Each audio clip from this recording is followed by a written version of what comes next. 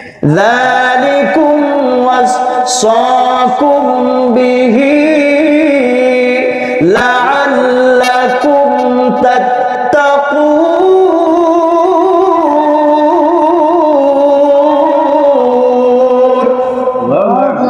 আল্লাহ রাব্বুল আলামিন ডাক দিয়ে বলেন, হে নবী, তাদেরকে আরো বলো এটা আমার সরল সঠিক পথ। বলেন এটা আমার কি পথ? আল্লাহ বলেন, হে নবী, ওয়া আন্না হাযা সিরাতুম মুস্তাকিমান।